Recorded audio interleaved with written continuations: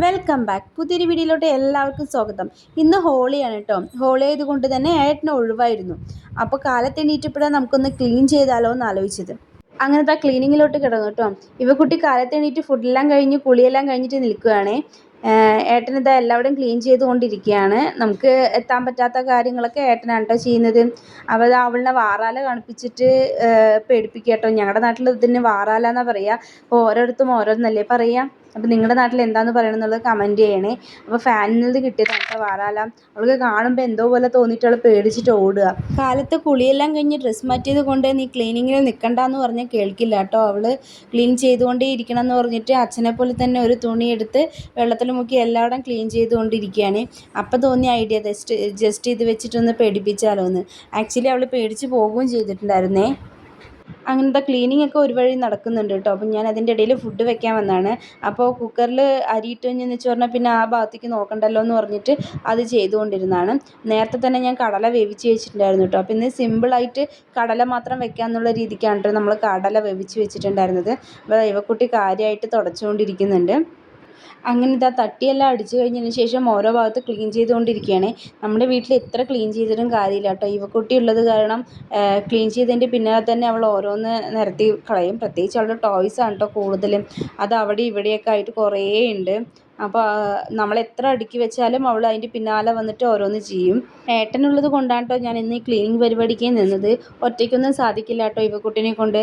നമ്മളൊന്ന് എടുക്കണതിൻ്റെ സമയത്ത് അവൾ പിന്നാലെ വന്ന് അതുപോലെ തന്നെ ചെയ്യാനൊക്കെ നിൽക്കും. ഏട്ടനുള്ളത് കൊണ്ടായിരുന്നു കേട്ടോ അന്നിപ്പോൾ ക്ലീനിങ് ഒക്കെ വേഗം കഴിയുകയും ചെയ്തിട്ടുണ്ടായിരുന്നത്. നമുക്ക് ക്ലീനിങ് ഒക്കെ കഴിഞ്ഞിട്ട് വേണം നമുക്ക് പുറത്തോട്ടൊന്ന് പോകാൻ. ഇന്ന് ലീവാണല്ലോ. ഇപ്പം തന്നെ കണ്ടില്ലേ, ഞാൻ ഓരോ ടോയ് എടുത്ത് വെക്കുന്ന സമയത്ത് അവൾ അത് അവിടെയല്ല വെക്കേണ്ടത് എൻ്റെ ആണെന്ന് പറഞ്ഞിട്ട് പിന്നാലെ വരികയാണേ. അങ്ങനെ എല്ലാവരുടെയും ക്ലീൻ ചെയ്ത് ഞാൻ തുടക്കലിലോട്ട് കിടന്നു കേട്ടോ.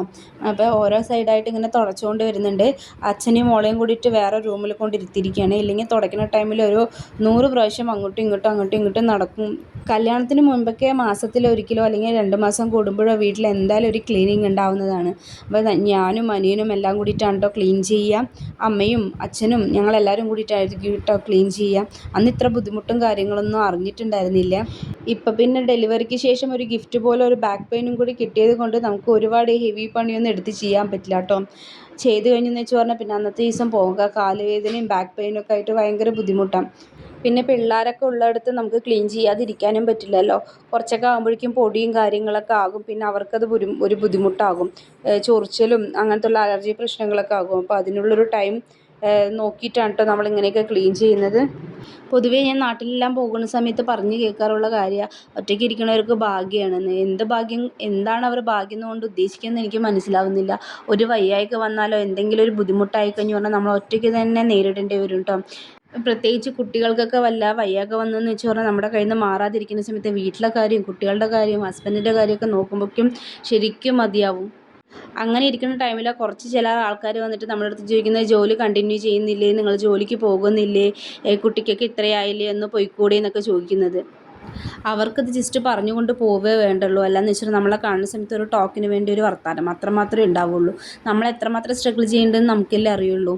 അപ്പോൾ ഈ പറയുന്ന കാര്യം ഓരോ വീട്ടമ്മമാർക്കും, അതായത് പ്രത്യേകിച്ച് ജോലിക്കൊക്കെ പോയിട്ട് ഒരു കുട്ടിയായതിനു ശേഷം വീട്ടിലിരിക്കുന്ന ഓരോ വീട്ടമ്മമാർക്കും പറഞ്ഞാൽ മനസ്സിലാവും. ഇനി അങ്ങനെ ചോദിക്കുന്നവരോടൊക്കെ ഒറ്റ മറുപടി പറഞ്ഞാൽ മതി, വീട്ടിലത്തെ കാര്യം വന്നിട്ട് അവർ നോക്കുമല്ലോ എന്ന്. അല്ലാതെ ഇവരുടെ അടുത്തൊക്കെ എന്ത് പറയാൻ. അങ്ങനത്തെ എൻ്റെ ക്ലീനിങ് പരിപാടിയൊക്കെ കഴിഞ്ഞു. ബാൽക്കണിയിൽ ഒരു സൈഡിലായിട്ട് കുഞ്ഞു കുഞ്ഞു ചെടികളൊക്കെ വെച്ചിട്ടുണ്ട്. അതാണ് ഞാൻ കാണിച്ചു തന്നെ. പിന്നെ ഇതാ നമുക്കൊരു ടേബിളിൻ്റെ മേലെ ഒരു ഫിഷ് ടാങ്കും കൂടി ഉണ്ട് കേട്ടോ. ഇവക്കുട്ടിക്ക് വേണമെന്ന് പറഞ്ഞ് വാങ്ങിച്ച് വെച്ചിരിക്കുക. അതിലൊരു 3 മീനുകളും കൂടി ഉണ്ട്.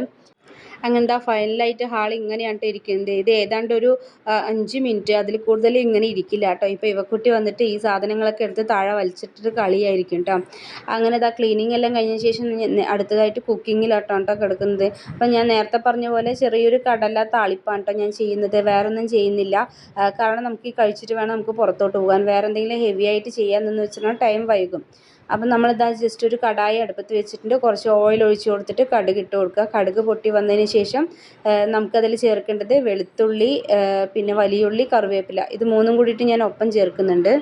അതെല്ലാം വഴണ്ട് വന്നതിന് ശേഷം നമുക്ക് പൊടികളായിട്ട് ഞാനിവിടെ കപ്പള മുളക്, അതായത് വറ്റൽ മുളക് പൊടിച്ചതാണ് ചേർക്കുന്നത്. അതിൻ്റെ കൂടെ തന്നെ കുറച്ച് മഞ്ഞൾപ്പൊടിയും കൂടി ചേർത്ത് നല്ലപോലെ വഴറ്റുന്നുണ്ട് കേട്ടോ. ഒരുപാട് മുരിഞ്ഞ് വേണ്ട, ജസ്റ്റ് ഒന്ന് വഴണ്ടാൽ മതി. അതിൻ്റെ കൂടെ തന്നെ ഞാനിവിടെ കാശ്മീരി ചില്ലിയും കൂടി ആഡ് ചെയ്യുന്നുണ്ട് കുറച്ച് കളറിന് വേണ്ടിയിട്ട്. അതെല്ലാം ചൂടായി പച്ചമണമെല്ലാം മാറി വന്നു കഴിഞ്ഞെന്ന് വെച്ചാൽ നമ്മൾ അതിലോട്ട് പിന്നെ നേരെ കടല ചേർക്കാം കേട്ടോ. കടല ഞാൻ തലേന്ന് തന്നെ വെള്ളത്തിൽ കുതിർക്കാൻ വെച്ചിട്ടുണ്ടായിരുന്നു. നല്ലപോലെ കുതിർന്നു കഴിഞ്ഞെന്ന് വെച്ചാൽ നമുക്ക് വേവിക്കാൻ അത്ര വലിയ പാടുണ്ടാവില്ല. കടല നല്ലപോലെ വെള്ളമില്ലാതെ ഊറ്റിയെടുത്തതിന് ശേഷം ഇട്ട് കൊടുത്തിട്ട് നല്ലപോലെ ഇളക്കി കൊടുക്കുക. അതൊന്ന് ചൂടായി വന്നാൽ അതിലോട്ട് നമുക്ക് തേങ്ങ ചിരവിയത് ഇട്ട് കൊടുക്കുക കേട്ടോ. തേങ്ങ ഇഷ്ടമില്ലാത്തവർക്ക് വേണമെങ്കിൽ അത് സ്കിപ്പ് ചെയ്യാവേ. ഇവിടെ തേങ്ങ ഇടുന്നതാണ് കേട്ടോ ഇഷ്ടം. എല്ലാം ഇട്ടതിന് ശേഷം ഞാൻ ഉപ്പ് നോക്കിയപ്പോൾ ഉപ്പ് ഇത്തിരി കമ്മി ഉണ്ടായിരുന്നേ. അപ്പോൾ ലാസ്റ്റ് നമ്മൾ ഉപ്പും കൂടി ചേർക്കുന്നുണ്ട്. ഫൈനലി ഇതാ നമ്മുടെ കടലക്കറി ആയിട്ടുണ്ട്. അപ്പോൾ ഈ റെസിപ്പി ട്രൈ ചെയ്ത് നോക്കിയിട്ട് ഫീഡ്ബാക്ക് പറയാൻ മറക്കല്ലേ. അങ്ങനെ ഇതാ ഫുഡെല്ലാം ഞങ്ങൾ കഴിച്ചു. കടലയും അതിൻ്റെ കൂട്ടത്തിൽ തന്നെ നമ്മൾ വറ്റലും കുറച്ച് വറുത്തിട്ടുണ്ടായിരുന്നു കേട്ടോ. തൈരും കൂട്ടിയിട്ട് കഴിച്ചിട്ട് നമ്മൾ റെഡി ആയിട്ട് നമ്മൾ പുറത്തോട്ട് ഇറങ്ങി കേട്ടോ. സത്യം പറഞ്ഞാൽ പുറത്തോട്ട് ഇറങ്ങിയപ്പോഴാണ് കേട്ടോ ഇവിടുത്തെ ചൂടിൻ്റെ അവസ്ഥ അറിഞ്ഞത്. നല്ല ചൂടാണ്. ഈ ടൈമിലൊന്നും സത്യം പറഞ്ഞാൽ വെളിക്ക് ഇറങ്ങാനൊന്നും പറ്റില്ല. അങ്ങനെ നമ്മൾ നേരെ പോയത് മപ്സ മാർക്കറ്റിലോട്ടാണ് കേട്ടോ. ഏട്ടന് ടീഷർട്ടും ഇവക്കുട്ടിക്ക് ഷിമ്മീസും എടുക്കാമെന്ന് പറഞ്ഞിട്ട് പോയതാണ്. പോയ ടൈമിൽ എനിക്കായിരുന്നു കേട്ടോ കോൾ അടിച്ചിട്ടുണ്ടായിരുന്നത്. അവിടെ ഫുൾ ടീഷർട്ടും കാര്യങ്ങളും നല്ല ഓഫർ ഉണ്ടായിരുന്നു. അപ്പം ഞാനും എടുത്തിട്ടുണ്ടായിരുന്നു. അങ്ങനെ നമ്മൾ അതെല്ലാം എടുത്തതിന് ശേഷം തൊട്ടടുത്ത് നോക്കിയപ്പോൾ ഒരു ഗോവ ഫെസ്റ്റിവൽ ഷോപ്പിംഗ് ഫെസ്റ്റിവൽ എന്ന് പറഞ്ഞിട്ട് കണ്ടിട്ടുണ്ടായിരുന്നു. കണ്ടുപാട് നമ്മൾ അവിടെ പോയപ്പോൾ ഫ്രണ്ടിലായിട്ട് ജമ്പിങ്ങിൻ്റെ സാധനം വെച്ചിട്ടുണ്ടായിരുന്നു. ഇവക്കുട്ടിൻ്റെ ഫേവറേറ്റ് ആണ്. അപ്പോൾ അതിൽ കയറണം എന്ന് പറഞ്ഞിട്ട് അവൾ വാശി പിടിക്കുകയാണ്.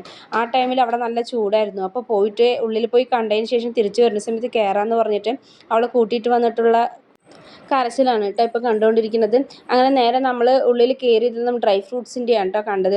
അപ്പോൾ ഇവക്കുട്ടിക്ക് അതിൽ മാംഗോ ഇഷ്ടമായി എന്ന് പറഞ്ഞിട്ട് അവളൊരു മാംഗോ ഡ്രൈ ഫ്രൂട്ട്സ് വാങ്ങിച്ചിട്ടുണ്ടായിരുന്നു. കാര്യമായിട്ട് തിരക്കും കാര്യമായിട്ട് സാധനങ്ങളൊന്നും ഉണ്ടായിരുന്നില്ല കേട്ടോ. അപ്പോൾ ജസ്റ്റ് അതിലോട്ട് നോക്കിയിട്ട് നമ്മൾ ഉള്ളിലോട്ട് പോയി. ഇവിടെ ഇടയ്ക്ക് ഇങ്ങനെ വരാറുണ്ട്. വർഷത്തിൽ 1-2 പ്രാവശ്യമൊക്കെ ഇങ്ങനെ ഗോവ ഷോപ്പിംഗ് ഫെസ്റ്റിവൽ എന്ന് പറഞ്ഞിട്ട് വരാറുണ്ട്. എല്ലാ സാധനങ്ങളും കിട്ടും. ഫർണിച്ചറും കാര്യങ്ങളും എല്ലാം കിട്ടും. നമുക്ക് പിന്നെ അതൊന്നും ആവശ്യമില്ലാത്ത കാരണം നമ്മൾ ആ ഭാഗത്തൊന്നും നമ്മൾ നോക്കിയില്ല കേട്ടോ. പിന്നെ ഇവക്കുട്ടിക്ക് ബുക്ക് നോക്കിയായിരുന്നു. ഡ്രോയിങ് ബുക്ക് വല്ലതും ഉണ്ടോ. നമുക്ക് ഭയങ്കര ഇഷ്ടമാണ് ഡ്രോയിങ് ചെയ്യാനും അങ്ങനെയൊക്കെ. അപ്പോൾ അതുണ്ടോയെന്ന് നോക്കി. പക്ഷെ അവിടെ അതൊന്നും ഉണ്ടായിരുന്നില്ല. അവിടെ നമ്മൾക്കൊരു സ്ലൈറ്റ് വാങ്ങിച്ചിട്ടുണ്ടായിരുന്നു കേട്ടോ. എഴുതിയിട്ട് മായ്ക്കുന്ന പോലത്തെ ഒരു ടാബ് പോലത്തെ സ്ലൈറ്റ്. അതിൻ്റെ വീഡിയോ എടുക്കാൻ മറന്നുപോയി. അങ്ങനെ നമ്മൾ അതും കഴിഞ്ഞിട്ട് പിന്നെ നേരെ അവൾക്ക് പഞ്ചിമ് പോകണം എന്ന് പറഞ്ഞിട്ട് പറയായിരുന്നു കേട്ടോ. എന്താണെന്നൊന്നും അറിയില്ല. അവൾക്ക് പഞ്ചിമ് പോകണം എന്ന് പറഞ്ഞിട്ട് പറഞ്ഞു. അപ്പോൾ നോക്കിയപ്പോൾ ടൈം ഉണ്ട് ഇനി. അതുകൊണ്ട് ശരി എന്നാൽ പിന്നെ പോവാമെന്ന് പറഞ്ഞിട്ട് അങ്ങനെ പോവുകയാണ്. പോകുന്ന സമയത്ത് കുറച്ച് ട്രാഫിക്കും കാര്യങ്ങളും ഉണ്ടായിരുന്നു. വീട്ടിൽ പോയിട്ട് പ്രത്യേകിച്ച് ഇപ്പോൾ കാര്യങ്ങളൊന്നും ഇല്ലാത്തത് കൊണ്ട് അന്ന് അവളുടെ ആഗ്രഹം പോലെ പഞ്ചിമിലും പോയിട്ട് വരാമെന്ന് പറഞ്ഞിട്ട് പോയി. അവിടെ പ്രത്യേകിച്ച് ഒന്നും ഉണ്ടായിരുന്നില്ല. എന്നിരുന്നാലും അവൾക്ക് പഞ്ചിമിൽ പോകണം എന്നുള്ള ആഗ്രഹം കൊണ്ട് നമ്മൾ പോയതാണ്. സാധാരണ സൺഡേ ഒക്കെ ആ ഭാഗത്ത് പോകുന്ന സമയത്ത് ഫെസ്റ്റൊക്കെ കാണാറുണ്ട്. അതൊക്കെ ഉണ്ടാകും എന്ന് പറഞ്ഞിട്ടായിരിക്കും അവൾ പഞ്ചിമിൽ പോകാമെന്ന് പറഞ്ഞിട്ട് പറഞ്ഞിട്ടുണ്ടായിരുന്നത്. അങ്ങനെ പഞ്ചിയം എത്തിയിട്ട് നമ്മൾ നേരെ കാപ്പി കുടിക്കാനാണ് പോയത്. അവിടെ എത്തി ഒരു ഉഴുന്നുവടയും പാനിപ്പൂരിയാണ് കേട്ടോ ഓർഡർ ചെയ്തിട്ടുണ്ടായിരുന്നത്. നാട്ടിലൊരു ഫുഡ് കഴിക്കേണ്ട ഒരു പൈസയാവും കേട്ടോ ഇവിടെ ചായ കുടിക്കണം എന്നുണ്ടെങ്കിൽ. 2 ഉഴുന്നുവടയ്ക്ക് ഇവിടെ 80 രൂപയാണ്. എനിക്ക് തോന്നുന്നു നാട്ടിലൊക്കെ 10-15 രൂപയായിരിക്കും അല്ലേ ഒരു ഉഴുന്നുവടയ്ക്ക്. പക്ഷേ ഇവിടെ ഒരു ഉഴുന്നുവടയ്ക്ക് 40 രൂപയാണ്.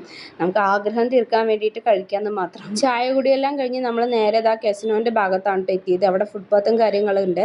അവിടെ ഇരിക്കാമെന്ന് പറഞ്ഞിട്ട് വന്നതാണ്. ബാക്കിൽ കാണുന്നതൊക്കെ കെസിനോസ് ആണ് കേട്ടോ. എനിക്ക് ഗോവയിലെ ഏറ്റവും ഇഷ്ടമുള്ള ഭാഗങ്ങൾ ഇതൊക്കെ തന്നെയാണ് കേട്ടോ. ബീച്ച് സൈഡിനും വെച്ച് എനിക്കിഷ്ടം ഈ കെസിനോൻ്റെ ഈ ഭാഗത്താണ് കേട്ടോ. നല്ല കാറ്റും കാര്യങ്ങളായിട്ട് നമുക്ക് ഇവിടെ നല്ലപോലെ ഇരിക്കാനും ടൈം സ്പെൻഡ് ചെയ്യാനൊക്കെ പറ്റും. വീഡിയോ കാണുന്ന ആരെങ്കിലും ഈ അടുത്തായിട്ട് ഗോവയ്ക്ക് വന്നിട്ടുണ്ടെന്ന് വെച്ച് പറഞ്ഞാൽ അവർ കമൻറ്റ് ചെയ്യണേ. എത്ര പേര് വന്നിട്ടുണ്ടെന്ന് നമുക്ക് നോക്കാം കേട്ടോ. ഞാൻ എല്ലാ വീഡിയോയുടെയും താഴെ പറയാറുണ്ട് കേട്ടോ കമൻറ്റ് ചെയ്യണേന്ന്. പക്ഷെ ആരും ചെയ്യാറില്ല. നമ്മുടെ വീഡിയോനെ കുറിച്ചിട്ടുള്ള അഭിപ്രായങ്ങളാണ് കേട്ടോ ഞാൻ പറയുന്നത്. അങ്ങനെ അറിഞ്ഞാലേ മാത്രമേ ഞങ്ങൾക്ക് പുതിയതായിട്ട് വീഡിയോ ചെയ്യുന്ന സമയത്ത് ഇമ്പ്രൂവ്മെൻറ്റ് ചെയ്യാൻ പറ്റുള്ളൂ. നമ്മുടെ കുഞ്ഞ് വീഡിയോ ഇതാ ഇവിടെ അവസാനിക്കുകയാണ് കേട്ടോ. അപ്പോൾ നമ്മുടെ ചാനൽ ആരെങ്കിലും ആദ്യമായിട്ട് കാണുന്നവരുണ്ടെങ്കിൽ സബ്സ്ക്രൈബ് ചെയ്ത് കാണുക, ലൈക്ക് ചെയ്യുക, ഷെയർ ചെയ്യുക. നെക്സ്റ്റ് വീഡിയോയുമായി കാണുന്നവരേക്കും ബൈ.